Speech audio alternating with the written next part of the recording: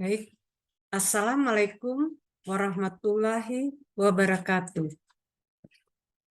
Hari ini kita akan membahas perbandingan sistem pendidikan antara Indonesia, Amerika, Australia, Finlandia, dan Jepang.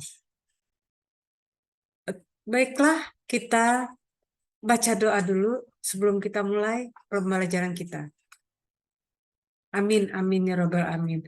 Nah, setelah mempelajari ini, diharapkan kalian mampu membedakan pendidikan Indonesia dengan negara Singapura dan Jepang, serta membedakan pendidikan Indonesia dengan negara Amerika dan Finlandia. Oleh karena itu, kami persilakan untuk kelompok penyaji memaparkan presentasinya dan kita juga membuka tanya jawab. Assalamualaikum warahmatullahi wabarakatuh. Kami dari kelompok 7 yang beranggotakan saya Fatlaini Arnis, kemudian Firdausi Nisa Azizi, Geradia Guniati, dan Omala Muktiha Adila akan mempresentasikan materi wawasan pendidikan mengenai perbandingan pendidikan di Indonesia, Finlandia, Jepang, dan Cina. Untuk materi pertama, pendidikan Indonesia akan dipaparkan oleh Mbak Umala. Kepada Mbak Umala, dipersilakan. Ya, yang pertama saya akan membahas pendidikan di Indonesia. Indonesia sendiri, sistem pendidikan yang masih membutuhkan banyak pembenahan di berbagai aspek. Meski pemerintah telah berusaha sekuat tenaga untuk menyempurnakan sistem pendidikan, tak bisa dipungkiri jika masih terdapat beberapa kelemahan di beberapa sisi, yaitu jenjang pendidikan di Indonesia.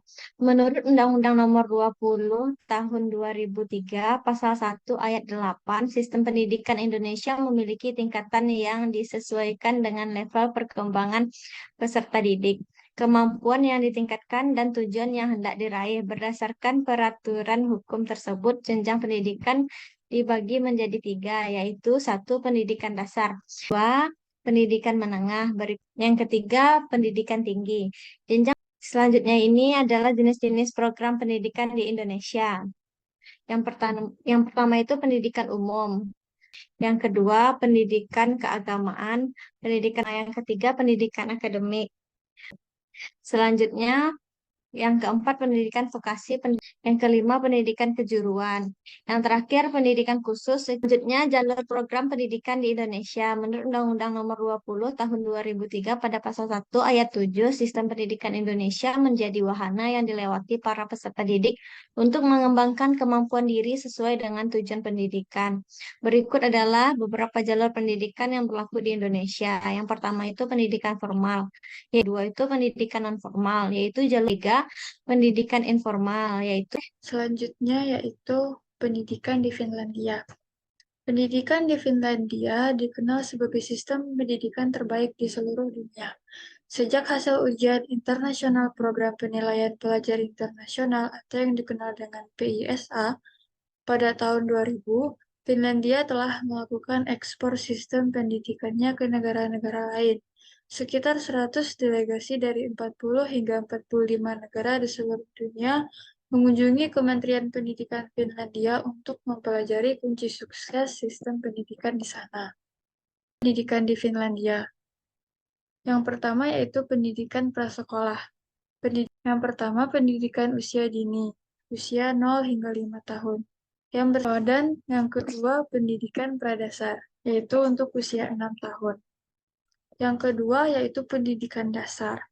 Yang ketiga pendidikan menengah atas, terbagi menjadi dua. Yang pertama yaitu pendidikan umum.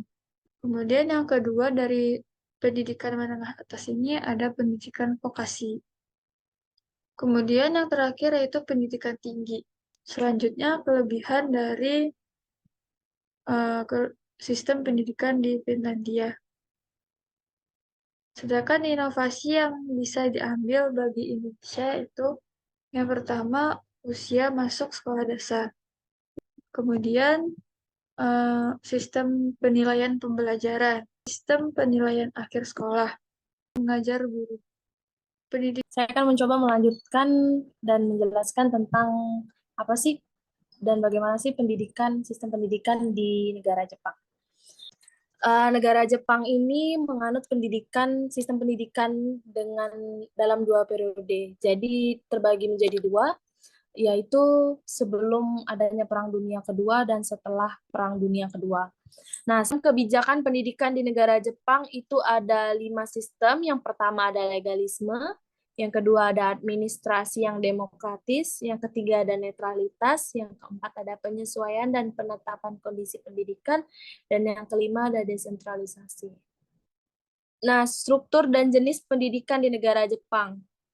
Nah, struktur ini yang pertama ada pendidikan dasar atau selanjutnya yaitu sekolah menengah atas.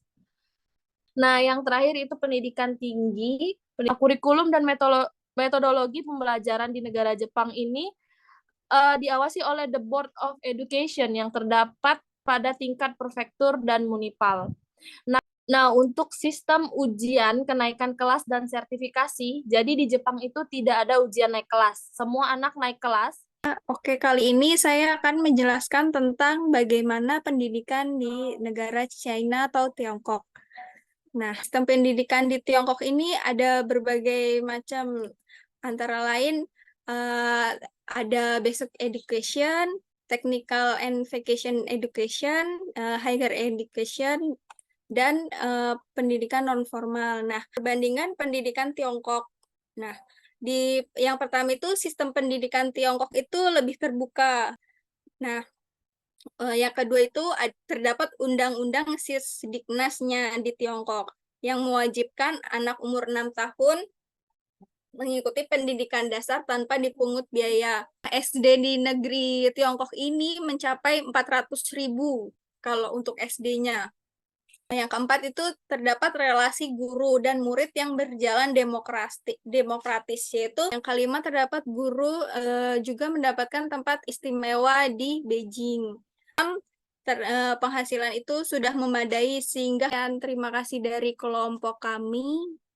Kurang lebihnya mohon maaf. Wassalamualaikum warahmatullahi wabarakatuh. Mungkin ada yang bertanya atau berpendapat. Kepada rekan-rekan dipersilahkan.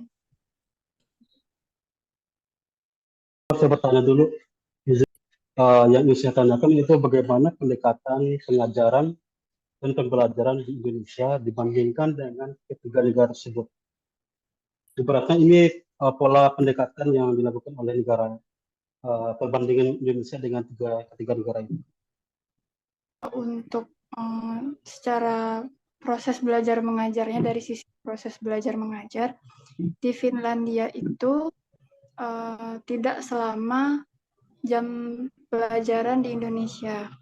Untuk pertanyaan Mas Zulkifli, kalau dari bagian yang Indonesia ya, kalau dari perbandingan itu, kalau dari sistem pendidikan negara Indonesia dan negara Jepang, yang pertama itu ada di jam sekolahnya ya. Kalau di jam sekolah Jepang itu dimulai biasanya dari jam 8 sampai jam 15, sedangkan di Indonesia mulai dari pukul jam 7 sampai jam 15.